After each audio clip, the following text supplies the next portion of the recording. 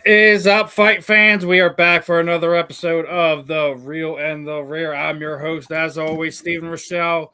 Being joined with me today is Dirty Boxing's heavyweight title challenger, Mr. Rob the Wolf Perez. Rob, appreciate your time this afternoon. Oh, Let's get that Wolf Pack howling here. That's what I'm talking about. All right. Before we get deep into everything, as always, I always like to get the our little sponsor shout out the way. And each and every one of these episodes here on the South Florida Tribune is brought to you by Fight Wax. Fight Wax is the only athletes skincare for all your active athletes. They even got stuff for your pets. But it helps treat cut, swelling, and abrasion, rejuvenates and restores stressed skin. Customers have used for soreness, stiffness, recovery, designed for athletes of all active lifestyles. Has an ultra silky, non-greasy feel, deep hydration for everyday skincare.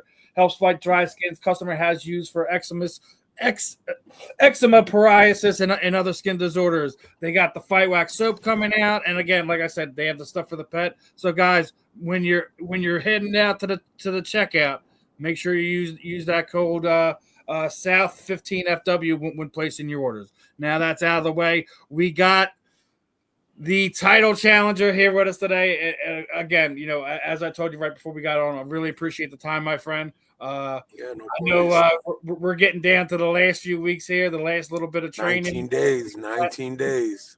How excited are you? Because I know you were looking to get this title fight a couple times in the past. Had some other big name fights fall out. Obviously, I don't think this is the fight you wanted to have for the title. But whoever is across from you when the contract is signed is who gets belt to asses, right? Pretty much. I'm gonna say this once, and I'm gonna say it one more time only for all those people out there that swear I be cherry picking. I don't pick my opponents on DBX. Never have. Even in boxing, I've never picked my opponents. I've always been B-side. That being said, because I got a couple dudes. Even I'm a name drop that Rashad Cutler, the one that just got dropped by El Zombo this weekend. He over here in my DMs talking about, man, I know you could pick your fights. You're just cherry picking. You don't want to fight me. Just say it. I see right, bro. I don't pick my opponents. Anyone can hit up the matchmaker, AJ himself, and he'll tell you the same thing. They hit me up like, yo, they'll say it. Like the first one, oh, we want you to fight Water Buffalo this day. Oh, we want you to fight Zach Payoga this day. We want you to fight. And I say, okay. I don't go, can I get an easier opponent? Can I? No, they give me who they give me, and I put them to sleep. So for all the people out there thinking I be picking my opponents, I don't. Whoever DBX gives me in my way is in my way. I wanted Rosenstrike. He's dealing with his own issues right now, as everyone knows.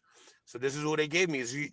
Garcia is the only other dude that has an undefeated record in DBX, so it makes sense from a DBX standpoint. Does he deserve this interim belt? No. He did not beat Victor. Victor got gassed out and didn't stand back up. And in my book, he didn't even beat Levi. So, what are we talking about? Now all of a sudden he's out there and trying to promote this fight saying he's gonna knock me out. Bro, you have as many fights as I do in amateur. There's real fighters know there's levels to this. And he's not ready for my speed. He's not ready for my power. He's in the comment section talking about, oh, you haven't been hit like elbows with me. I don't care. I've been hit with bats. I've been hit with plates, cups. I've been hit with so many things, and I have never been knocked out. The only thing I've been close to getting knocked out was a TKO, and I wasn't even dazed. They literally stopped it when I fought Ali Felice. If people don't know who he is, he's an Olympic trial, Golden Glove champion. He signed with Jay Prince. He the real deal. I fought him the first time. We went all 4 rounds. And then the next time they've been begging me to keep going back. Fight, yo, we want a rematch. We want a rematch. Because he knocked everybody out, including that Rashad Kucher dude. And so I gave him, I let him do a rematch. And, it was bull crap from the beginning. He wouldn't let, when I tried putting on the gloves, they wouldn't fit. And then Top Rank's like, oh, well, if you don't wear these, you can't fight. Then I had to get the commission to prove my own 10-ounce. It was just a shit show from the beginning. So, that being said, I've never been knocked out. I've never been knocked out in sparring. Nobody's dropped me, and I can't possibly see this dude that hit Victor with 13 elbows in a row and couldn't even put him down. So like, what we really talking about, Garcia? He doesn't realize this isn't his shot. There's an A side and a B side for a reason. He's the B side, and he's gonna be by himself and on the ground when I'm done with him. And listen, a lot of trash gets talked in the combat sports world, and it most of the time it's par for the course.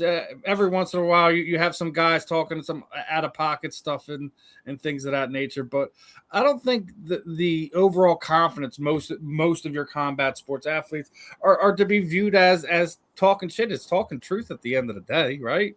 Yeah, literally. Especially when it come out my mouth. I don't say nothing that ain't true. I don't say nothing just for clout. I speak the truth, and I've proven it. I talk the talk and I walk the walk. I'm not just out here, talking shit, and then I'm out there looking sloppy or getting beat up. Or no, Yeah. I'm the real deal. I'm more of a fighter than inside the ring. I've been fighting my whole life. Like this organized fighting shit is a walk in the park for me from everything I've been through in my life. Like this. I train hard to fight easy. Like this ain't nothing. This is another walk in the park. That's what they say. And as you're touching on your background, and like I'm sure you get asked this a lot of times when you wind up doing these type of interviews, but like, where did your backgrounds? How did you get involved into organized combat sports outside of, because most of the times when you see boxers and MMA fighters, some of them they got rough upbringings and they've had to fight out of necessity, and that's why they became who they were as they've gotten into the combat sports world as they gotten older. What's your story? What led you to boxing, dirty boxing, combat sports? I mean, like I said, I've been fighting my whole life. I come out of Worcester, Massachusetts. We a city on its own that don't get enough credit. It's a tough city. And me being Puerto Rican, I had to fight every day. There's always someone talking shit or some kids trying to bully me because they're all these group of kids that you know what I mean. I just always had to make a statement. And that's where the wolf comes from. The wolf is not a facade. The wolf is not a persona made up character. Like the wolf really lives inside me, and anybody that really knows me knows who I am and knows who the wolf is. We two different people, and we coincide in the same body. So I started off with Rough and Rowdy. It started. The organization started with Chris Smith, but then Dave Portnoy and Barstool bought him out and took over. So I did a couple events there, and my first fight there, I dropped a dude like over 100 pounds heavier than me. I dropped him in 4 seconds with a left hook. Boom! First 4 seconds of the fight. Mind you, I wasn't really training. I was smoking, drinking, still partying. I really wasn't a fighter. So I was celebrating too much and I got gassed out. You could see it in the fight. But then as the fights kept progressing, I took it more and more seriously. And then it was just at the point I'm like, what am I doing? This ain't going anywhere. They weren't really trying to promote me as much, stuff like that. So, I took an absence of leave from it and just went back to my daily routine as a father, working, blue collar type shit. And then at the time, my girlfriend, but my wife now, she's seen something that, no one else seen in me, and, basically gave me the opportunity to go hard. And the last 4 years I've been training. I haven't even collected a paycheck besides inside the ring. I've been able to just full on gas, foot to the pedal, gas to the floor, and been able to just train 2 times a day, 6 days a week, until I got my craft right. And I still train like that because I can't. My skin crawls when I go a day without training. But I'm able to, by the glory of God, I'm blessed to do what I love to do, and and shine that light and be able to perform. And you touched on something that I don't think people fully understand on. When you have your other half and they believe in your dream more than you, nine That times out of 10, those athletes are the best athletes in the world. When you go look at the NFL, when you go look at the superstars, the biggest the biggest superstars, what is the thing that they have in common? They got that steady home environment where your wife is your biggest cheerleader, your biggest supporter. When that happens, that you find another way to level up, and it's just it's something you can't explain it, you can't talk it away. We need our other halves in order to push ourselves to that elite level. I totally agree, man. Without her, I'd still be doing construction, and I wouldn't be where I am today. 100%. I could confidently say that. Yeah, I just make sure we got to give the ladies love too, because they hold us down in ways that Yep. no coach can help She right us. here too, by the way, driving. See, she's right there. There you go. Yep. She's always by my side. Even when I want to get rid of her, I can't. She's stuck with me. No, it's one of those things. It's like, nope, we're a pair. We're stuck together. It's like a tattoo. Yeah. You've already made that a commitment to go in on it, right? So, Yep. but couple fun ones for you. I wanted to get into. So today is the 41th anniversary of The Last Dragon, right? What is your favorite combat sports movie? You know, whether it be MMA, boxing, whatever. There's been a lot of good combat sports. I mean, hell, even the Smashing Machine just came in. I thought that was a really good movie, despite the fact that people pawned it and really didn't get a lot of love. I thought it was a good movie. I mean, you have The Warrior, you have Southpaw, you have obviously those are all good ones. You got the Rocky movies, and love them, hate them, indifferent about them, whatever. There's just so many of them. $1 Million Baby. There's so many things that we take from a lot of these movies that make them great. And it's hard, but what are some of your favorite combat sports movies?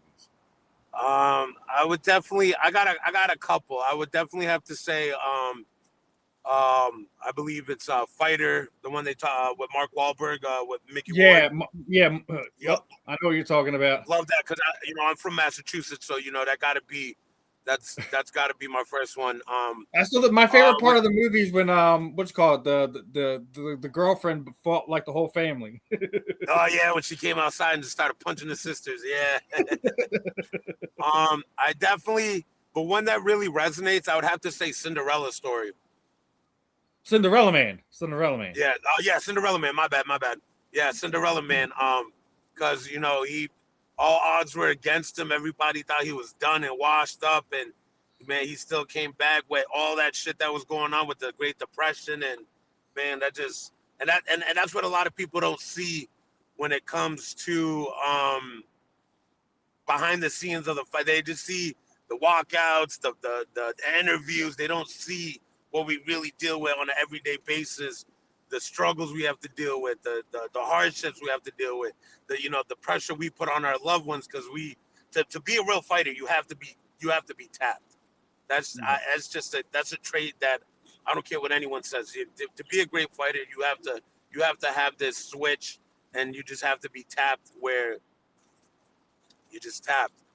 Sometimes that leaks into your personal life, and they got to deal with all that, the craziness, especially with me. I'm, like I said, the wolf's not a persona. So, 9 times out of my 10, my wife's dealing with my crazy ass a lot of the times. You know what I mean? But right? but back to the movies, definitely Creed and Rocky. They just get me hype on it. Like, I'll watch Creed and Rocky like the week of fight week just to get me amped up. That's another good underdog type movie. But one I really do like is Blood and Bone with Michael J. White. All right. I don't know if you ever seen that one. No, I haven't seen all his. Just dude, Michael J. White does so much stuff, man. It's hard to keep up with all the stuff he does. He's done a lot of great movies that I don't think people have really got a chance to see. That's why I said it's really hard to give all these movies their proper love, because sometimes people just, that's another straight to DVD movie. Who cares about that? It's like, Michael Jaha like was an one of indie, the mixed martial artists I think that people should aspire to be like. Yeah, I met him one time in Vegas at the Olympian convention, and I was like, "Yo, take a picture with me." He's like, "Bro, if I take a picture with you, I gotta take one with everyone." I'm like, damn, like, come on, like, so we were out there for the BKFC tryouts, but man, that dude's so cool, so humble. But yeah, so the movie basically was like, he was in jail, and then he had a buddy that had a wife and a kid on the outside, and this kingpin like basically tricked her out, and he basically fought street fights to get to the kingpin and beat him. It was just such a good movie. Like, I just love the underdog. Because I am an underdog.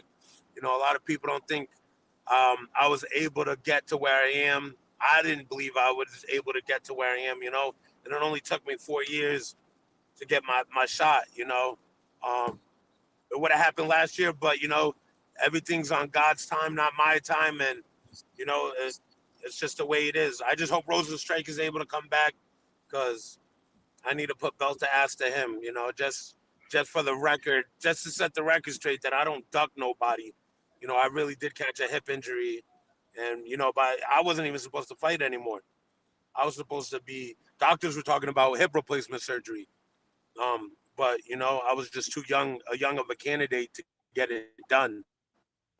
But by the grace of God, he completely healed me, and now I'm back stronger than ever, and like I never left.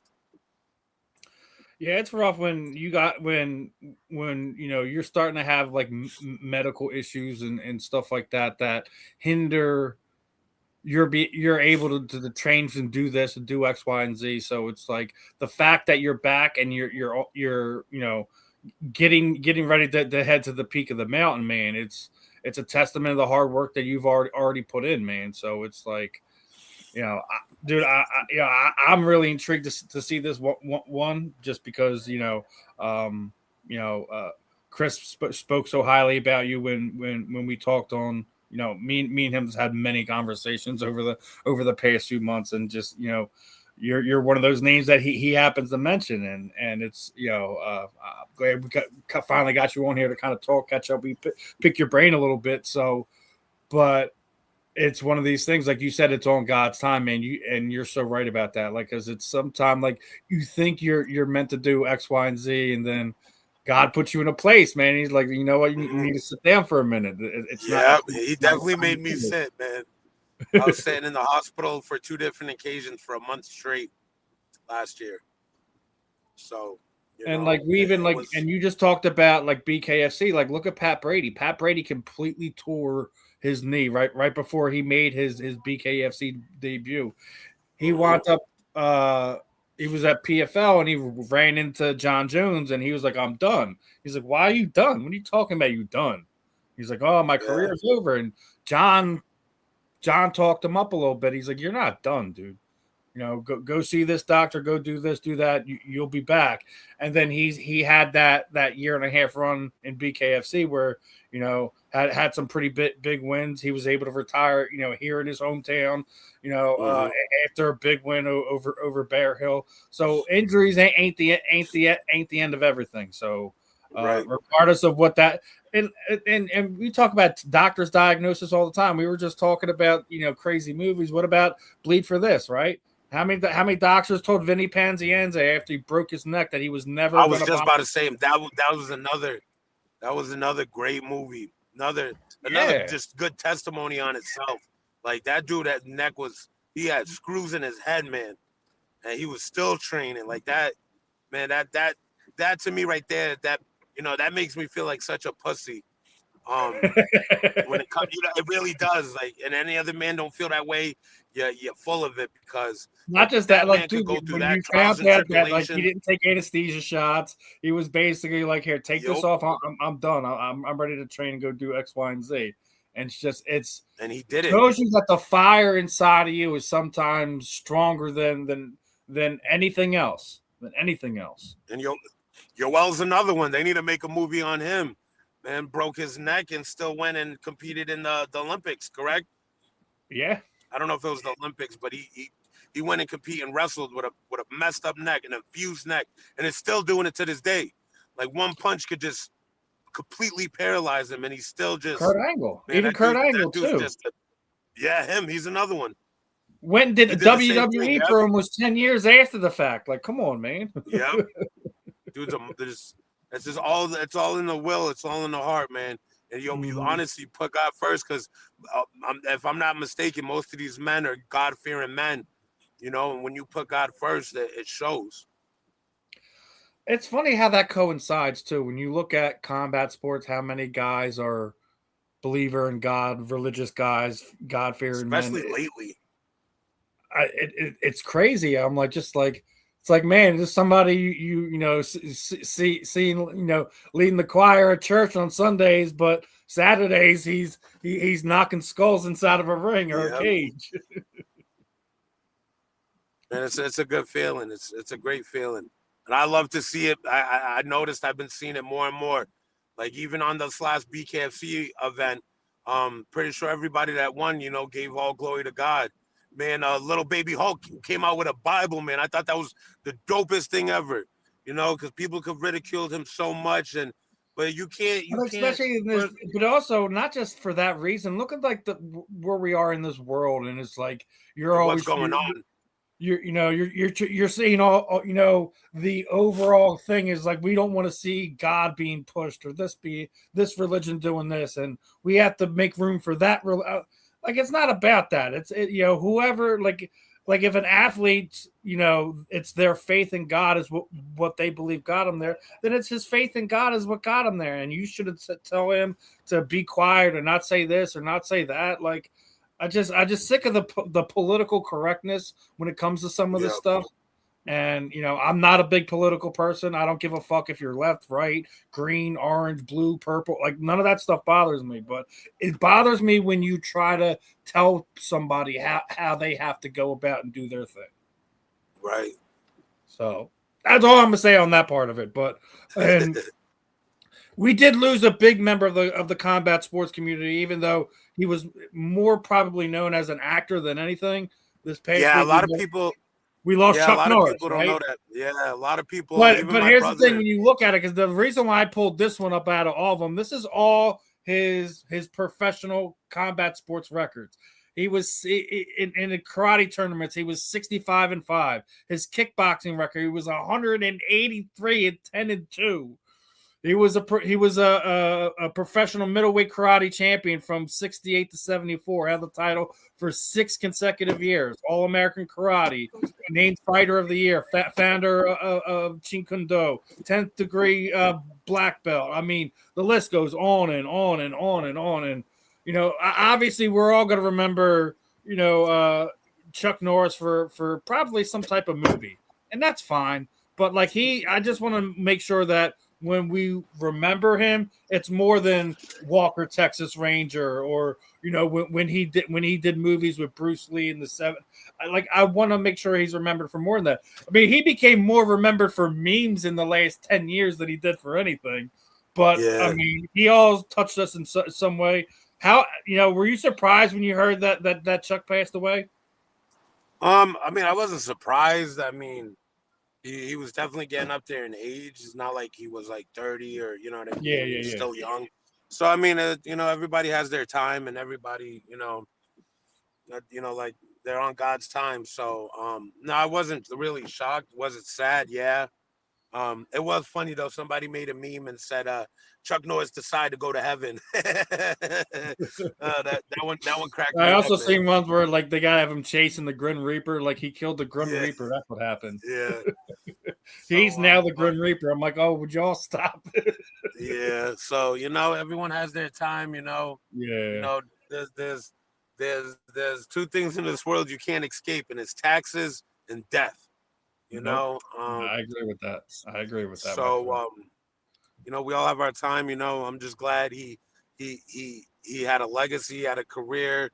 You know, he was the man. He really was. Yeah, he was the man on screen, off screen, in the ring, out the ring. He was a legend in his own right in many different levels of things. So, he'll Agreed. be missed, but I agree with you. It's not like super surprising, but like he's still considered like he was like 84, he wasn't in his 90s.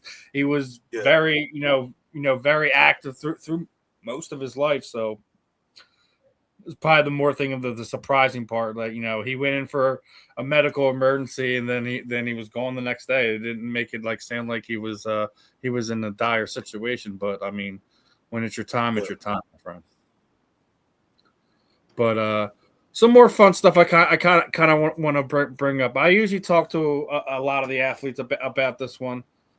We always have this saying thrown around about the GOAT. This person's the GOAT of this. Tom Brady's the GOAT. Michael Jordan's the GOAT, right?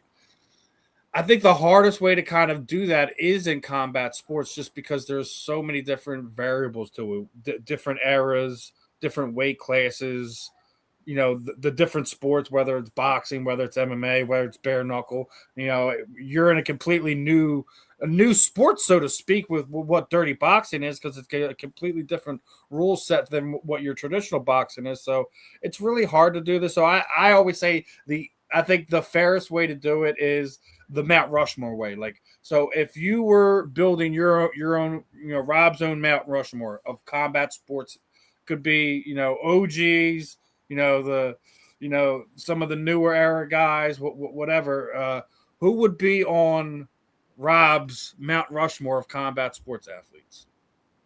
I definitely would go John Jones. Nobody did it like he did it. And I'm gonna say this, like, to me, it's not how many wins you have. It's not wins or championships. It's when we talk about Mount, it's who made a difference, who made an impact in the sport. Definitely Mike Tyson. He was a knockout artist. I'm a big fan of David Tua. He didn't get as much credit as he should have, but that dude was a complete monster. John Jones, David Tua, Mike Tyson. One more. I mean, really, Connor. Connor. I'm glad you mentioned him, because there's I'm gonna go another way with this one, right? So obviously that's I think that's a really good Mount Rushmore. John Jones, his list from the time he won the title to I think mid 2010s was like a murderer's row of fighters that if you put most of the guys in his weight class, in his age range, whatever, against those guys in that era, no one's going undefeated through those guys. And John Jones did it. Yeah. Regardless of what you feel about him as a person, what he did outside of the ring, whatever. However you feel, but he is our era's GOAT. We'll see how he's received in the next 10, 20 years, whatever. Mike Tyson was an absolute nightmare for 90% of the people he wound up fighting in his career. So you're right. David Tua doesn't get the love and respect that he deserves, and he was at a time where his division, there was just so many superstars, it was ridiculous. So another one having to go through murderer's row type of guy. So I agree that he doesn't get his love. But Connor changed the game in another way. He brought back, that's why I respect it.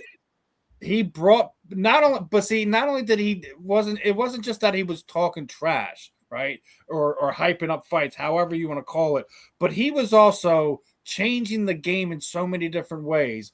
The pay scale, the viewership that he brought in, like everyone, like he had everyone invested in his fights, win, lose, or draw. You were a happy fan, regardless if you bought the pay-per-view, if you went and bought tickets, if you flew out to an event to go watch him fight, you were happy with your investment after watching a Conor McGregor fight. And in that way, I think a lot of people were like, oh, well, he never defended a belt. He didn't do this. He didn't do that. He didn't beat Khabib. I'm like, Khabib didn't even beat anyone good. Yep. Like, he has 3 title defenses.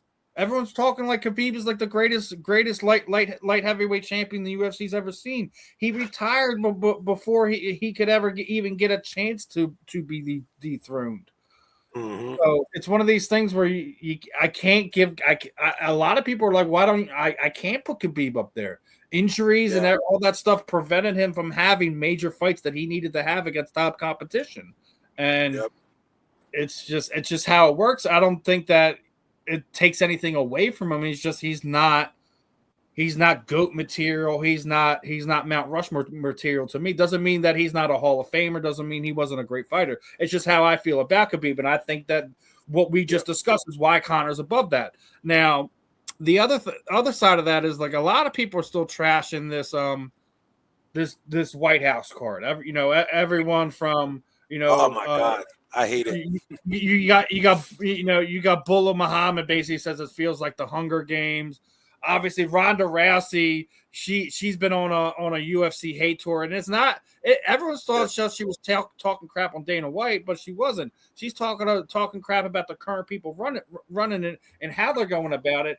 And a lot of Ronda Rousey's a polarizing person on herself in her own right, but most of what she was saying wasn't wrong. The fact that Conor McGregor isn't on that card is an absolute travesty. The fact that John Jones isn't on that card is an absolute travesty. Watching them go outside of their norm and comfort with the Zuffa boxing and paying a guy $15 million while not paying the guys that are under contract. That is crazy. Is an absolute travesty. Now, Conor's already made it clear that he kind of feels like that his contract is null and void since there's no pay-per-view. So, being that what he's changed, what he's done for the UFC, do you feel like he's giving them loyalty at this very moment that they currently don't have for him? I mean, that's a touchy subject because it is because the promotion is doing what they think is best dollar wise, but the fighters want and the fans want what's best fight wise, and it's a hard in between, even with my boy Melky when he was doing the negotiation for Tempora, they were up all night trying to get this fight locked in, and was it the fight they wanted? Probably not.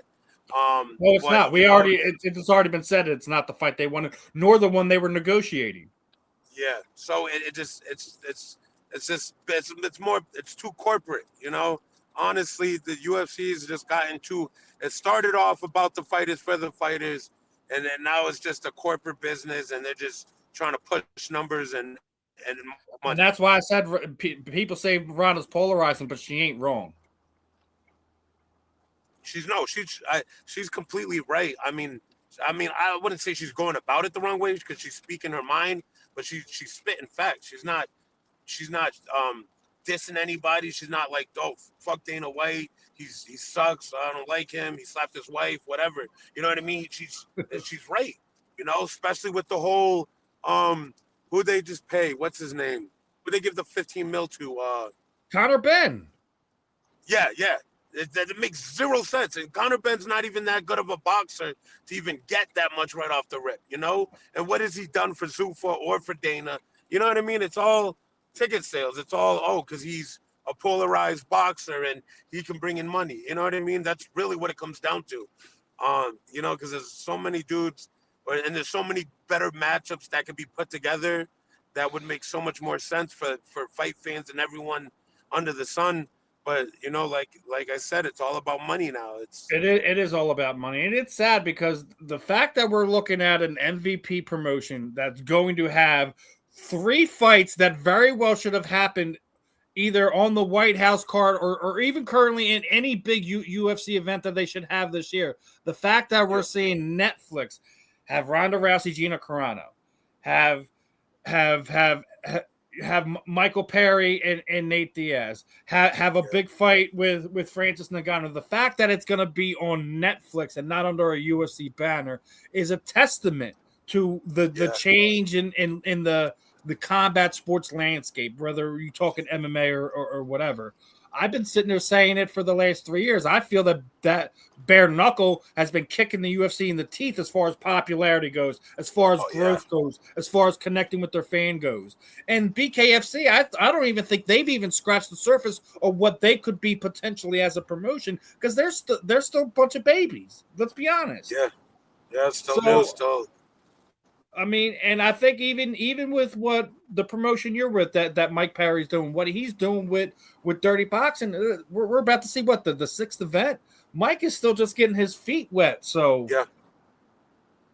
the UFC better watch out, because it's not just the fact that stars are leaving, and whether you think they're falling stars or their best days are behind them, whatever, they're still popular with the fans, and they're going to get attention onto these other promotions that normally would have been going into your pocket. It's not anymore. And I think the UFC better open up and readjust what they're doing, or they're going to become irrelevant within the next 5 years. They're not building stars over there. They're not. And I think that's what you are seeing from these other promotions. So, go ahead. You know, and at the end of the day, the fans are the one that paid it. They sign the checks. They really do. You know, with the whole John Jones thing and Dana White being like, "Oh, his hip is done." Blah blah blah blah blah. I bet you right now, if it made sense, John Jones would hop on that White House card, hands down. John Jones did not once say, "I don't want to fight." He thought he was. He thought it didn't matter what Dana White said, that he doesn't trust him or whatever. He thought no matter what, he was going to be on that card, and he tried to make sure everyone did. I'm pretty sure the whole world was was disappointed with the whole card. The remotely fight I'm actually intrigued on seeing is Pereira, just because he's going up to heavyweight. But you know that dude he's fighting. He's an eye poker. The whole camp needs to be put under investigation for eye poking. There's like 3 of them that be training together. The other they thing. Just love eye poking. This is Cyril Gane's 5th title fight. How is that guy getting 5 title fights in a span of 5 years? How is that possible?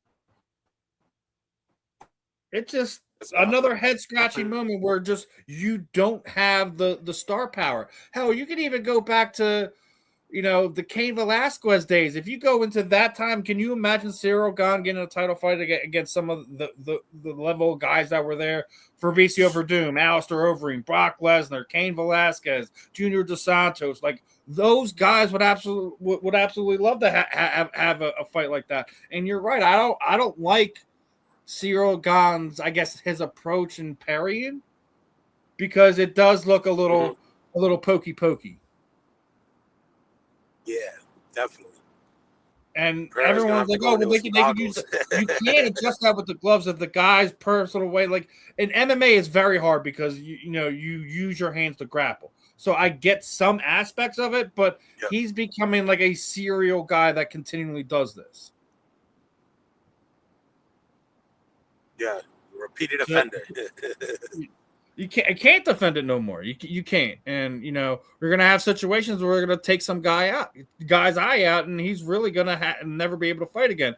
Everyone wants to make fun of Aspinall, but like, dude, you got to take care of your eyes, man. You don't want to be like Michael Bisping, or even who was the guy that fought in Manchester? Yeah, it's in the back here. Hold on. The one guy that fought in Manchester, he's been hiding from the commission the fact that he had eye surgery. He was going blind in the one eye, and through I think he had 9 surgeries over the years.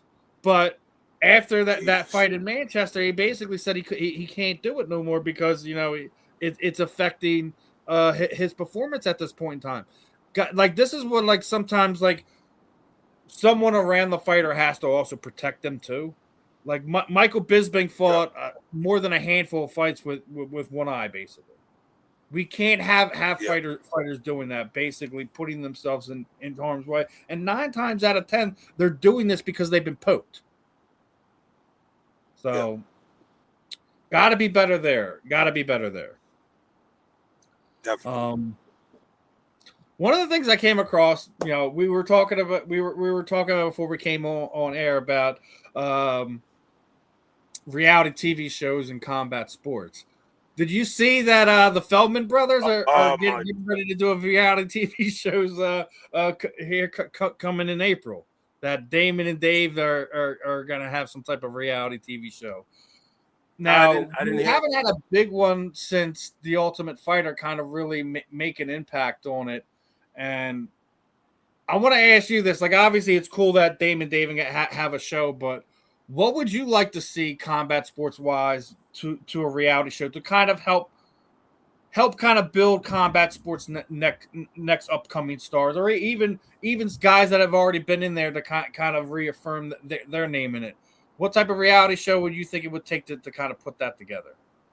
I mean, some just more lines of the lines of just, their day to day, like, and then leading up to the fight, like say, UFC, they got, Alex Pereira and Gon, and then, they just follow them around for their fight camp and to see the people can see really what goes on behind the works, because these reality shows are not real reality. They're staged. They're, they put a bunch of fighters in the house for a week or 2 weeks, and people thinking it's like a 3 month expand, and all this is happening over time because they only get to see it every week.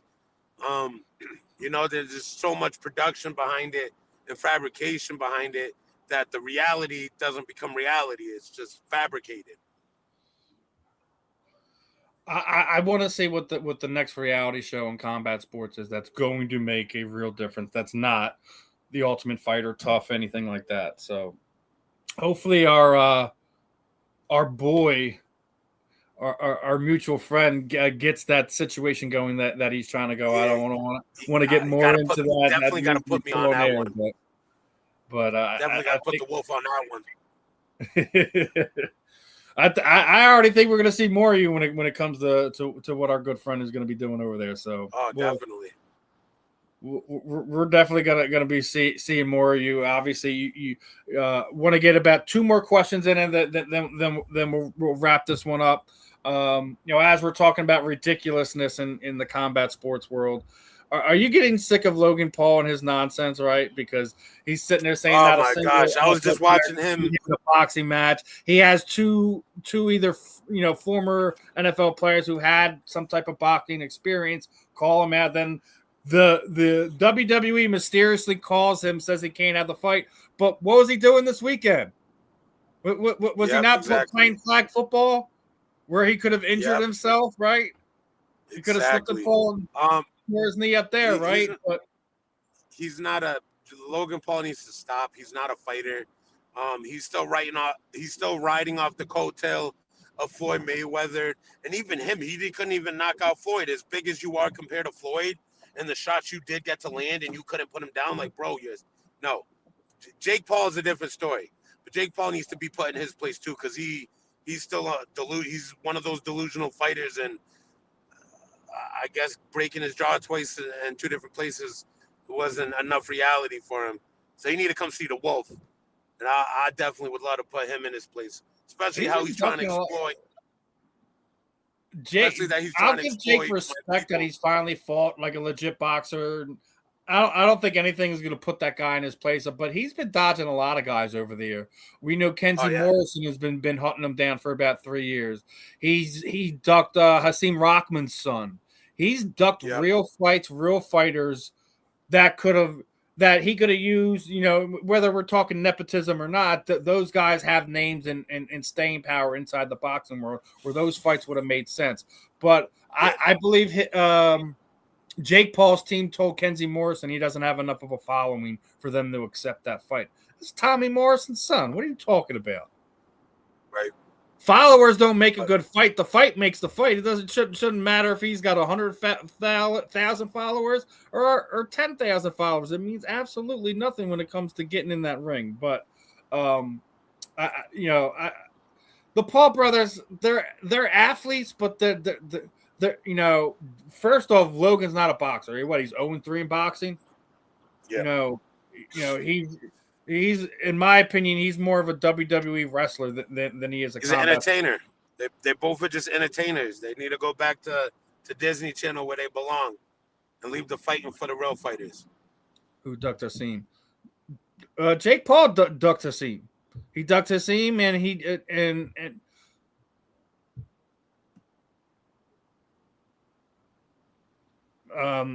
if he pulled out, it would probably been from injury. But I know both Hasim and Kinsey has called him out where he's at those times. I think the replacement for Hasim was Nate Diaz, if I remember correctly. It was either the Diaz fight or it was the Mike Perry fight. I'm not sure on the timeline of that And one. that's another thing.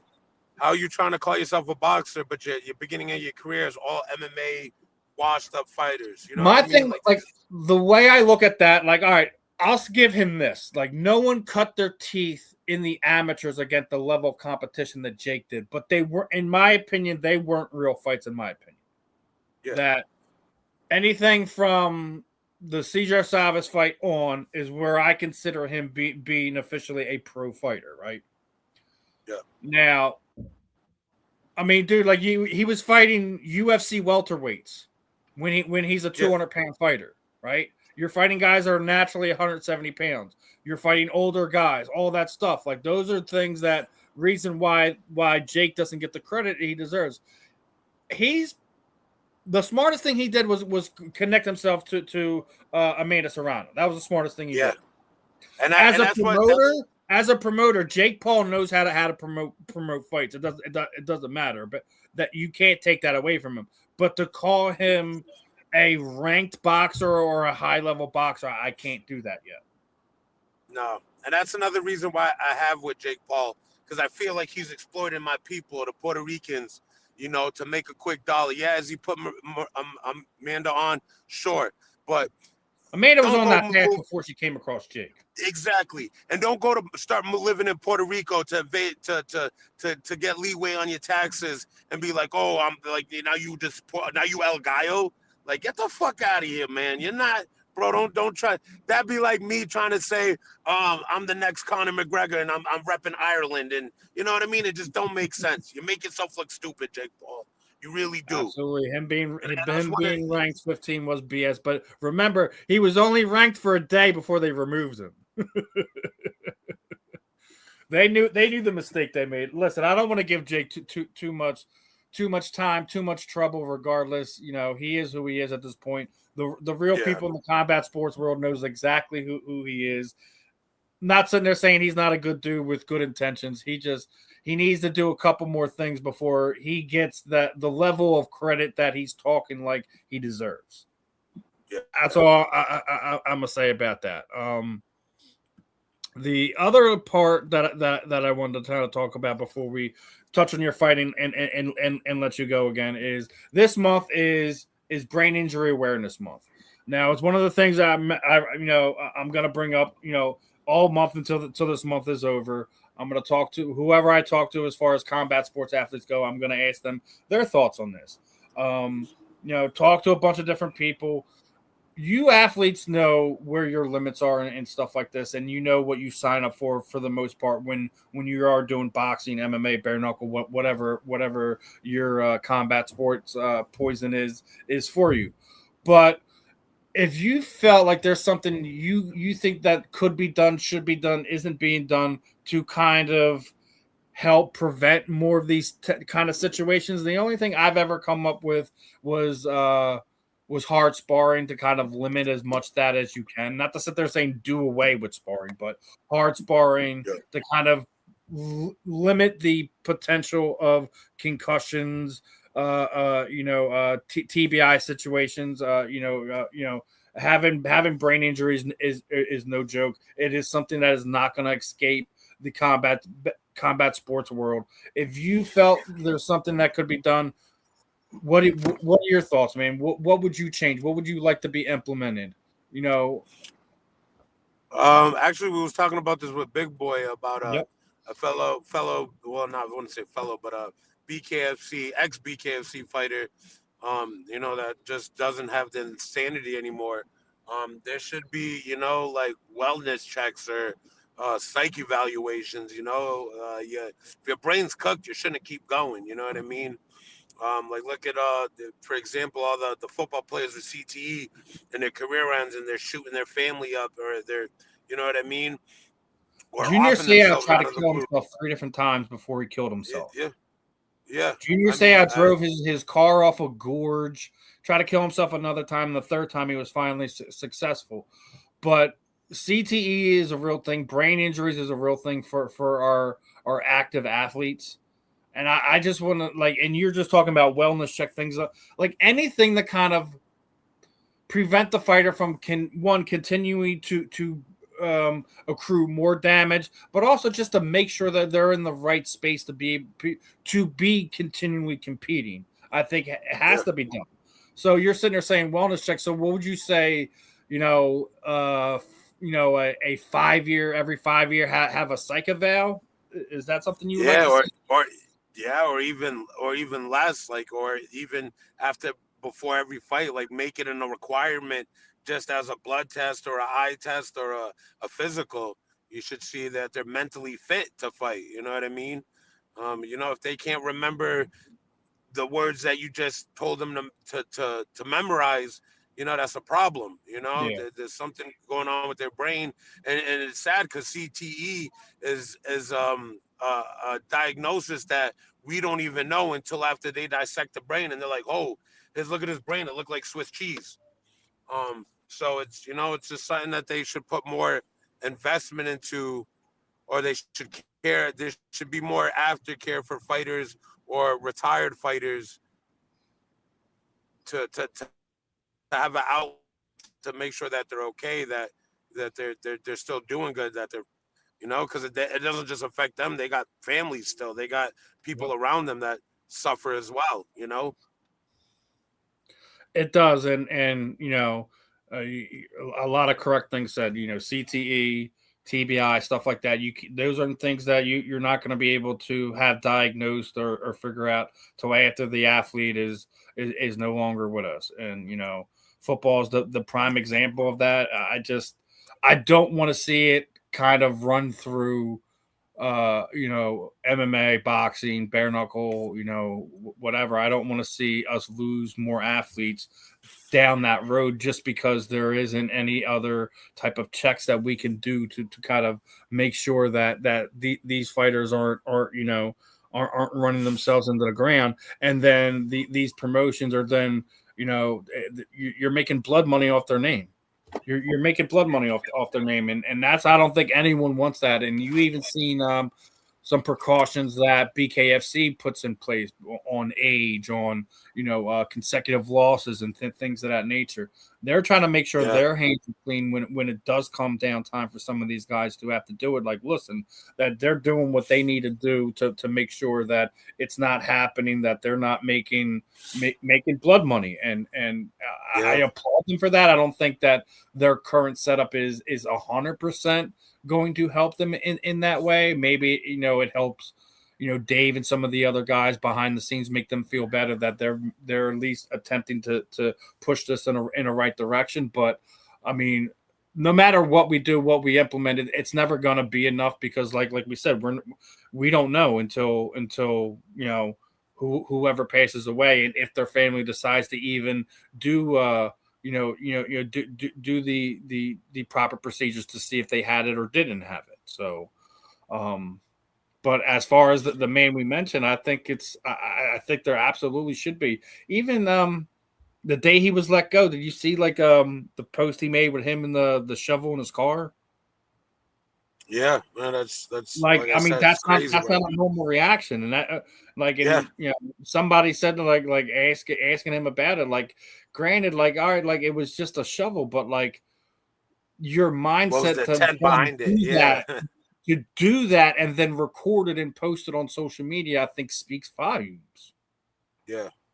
So I mean, I'm not, I love all the promotions. I try to be as neutral as a media member as I could possibly be, and just because Zach's going to be on that BKB card, I'm not tuning in. I'm not going to watch it because I feel like he shouldn't be in the sport right now. He should be getting care to make sure that he's in the right place mentally, physically, and everything in between to be able to compete. And the athletic commissions can't do enough, because 9 times out of 10 they go off of what what What the physicals promoter's and saying.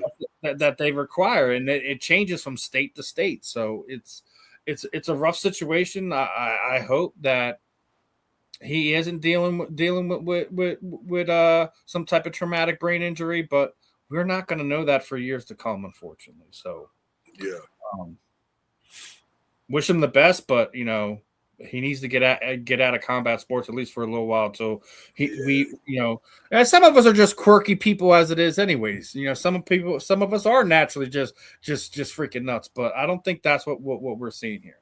But as we wrapping this one up, obviously, you got a great event going on April 10th. You're the main event. I'm always the main event. World, obviously, we're gonna see who's the next champ. If you're sitting there and when you're dreaming tonight of how this is gonna play out, how does it play out? I know you already said you feel like he's not on your level. You're gonna put it away. But if you got the betting savants out there and they're like, Rob, man, what round are you gonna do it on? I'm about to drop 2K on you. What round are you telling me you're gonna do this?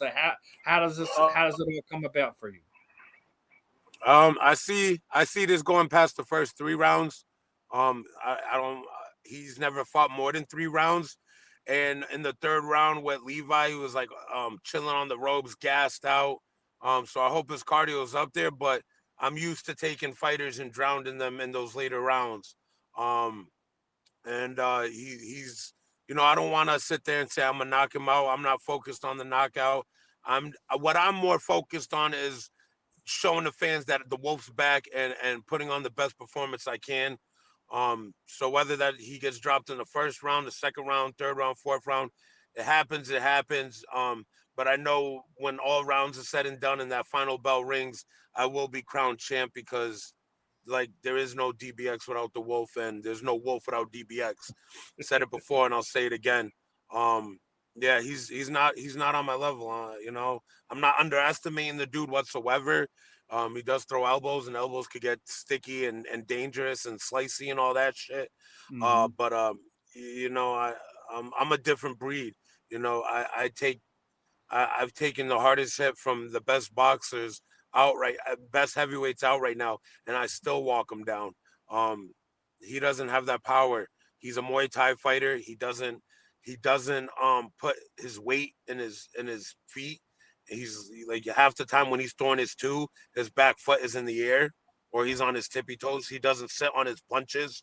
I don't see he doesn't possess the power a big man should. He need to drop a weight class and because he's not built like a heavyweight. He's just tall and fat. He's the There's big country for DBX. He's the Michelin man. He got no muscle definition. And I'm not saying that muscle's everything, but let's be real. You got to have some type of muscle to create power. It's just your power just doesn't come from your bones and your ligaments. Your power comes from your muscle. And if you don't got muscle and you're just all flat, I don't even know if he's gonna be able to take the body shots that I'm about to deliver. And man, the man got like 4 inches on me. Man, that lower body is that's gonna be sitting right in my face all day.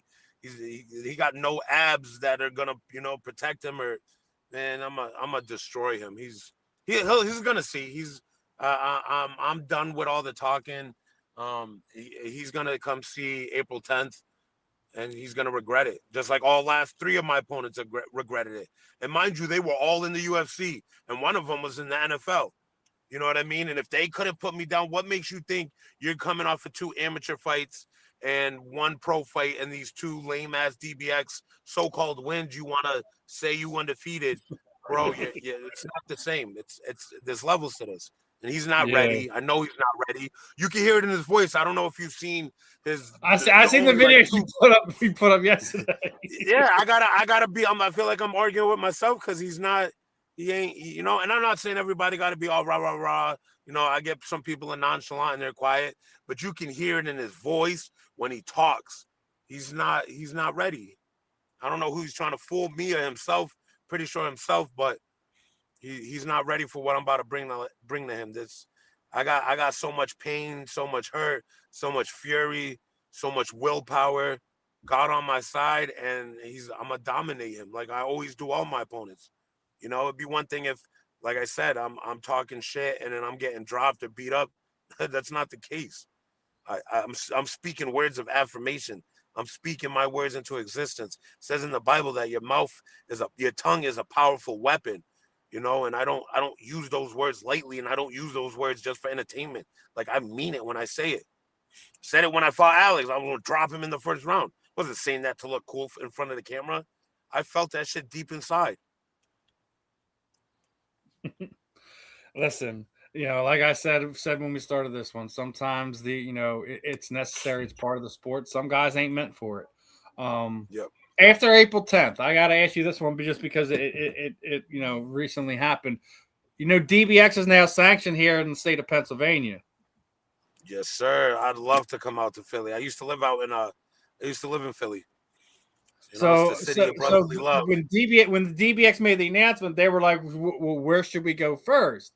It has to be Philly. Listen, nothing against Pittsburgh or anything or any other city in the general area, but I mean, Philly has to be the destination for it, just because Philly's a fight town as it is anyway. So it makes more sense for you to do it in Philly. Hopefully, it is something we see before the end of the year, and if that is the case, obviously you said you'd love to fight in Philly. Would you love to be a part of that event the first time they come to Philadelphia or PA in general? I need to be on that event. I need to be when they go to Atlanta. I need to be when they do the day before the White House in DC. Man, and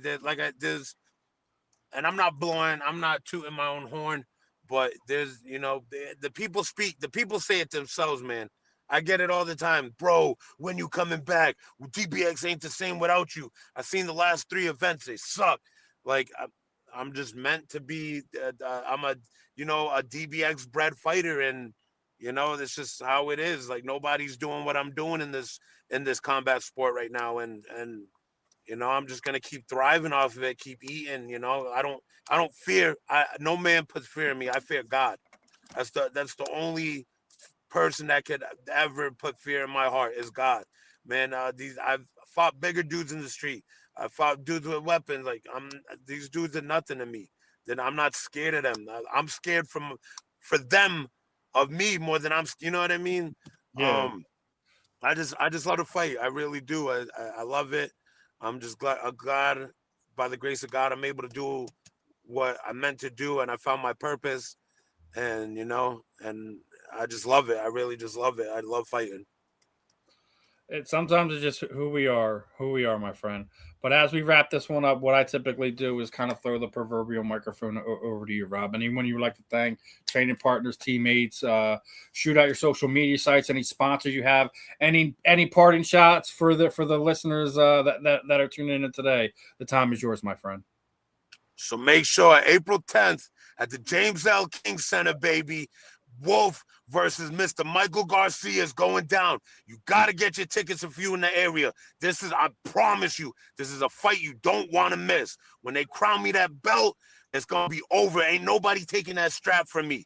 So make sure you tune in. If you can't pull up, make sure you watch it live. First and foremost, I got to thank God. I got to thank my coach, Daniel Dotman. I got to thank my beautiful wife for always holding me down. And I gotta thank my sponsors. You know who you are, and let's get it, baby. The Wolf's back, and it's hunting season till I say so. All right, Rob. Really appreciate your time today. Go enjoy the rest of your afternoon. Best of skill for you coming for this fight. I know you got this. Sometimes people say best of luck. I say best of skill because you guys sacrifice a lot. Put a lot in your craft to be able to get in that ring, that cage, wherever you guys happen to be going for your fights. But appreciate the time. We definitely got to do this sometime again in the future, my friend. Yes, sir. Yes, sir. All right. Enjoy your evening, Rob. Take it easy. God bless. God bless. All right, everyone. That was the one, the only Rob the Wolf Perez. For Dirty Boxing Championships. He is going to be vying for the DBX Interim Championship April 10th. Guys, make sure you're locked in. Make sure you're showing them some love. Other than that, this was another episode of The Real and the Rare. I'm Steve, And we will be back. I have a few more interviews lined up for next week. So guys, make sure you're locked in. QR codes up there. Make sure you're heading over to the South Florida Tribune's YouTube channel, Facebook channel, X, Instagram, all that fun stuff, showing us some love there. We're getting closer to 2K subscribers on YouTube and getting ready for our next giveaway. I already got somebody in mind who's been very engaging through all our shows. Other than that, another fun one in the books, you guys. Appreciate everyone tuning in. Appreciate the comments in the chat as well. Other than that, I'm Steve. This was another episode of The Real and the Rare. Catch you later, folks. Peace out.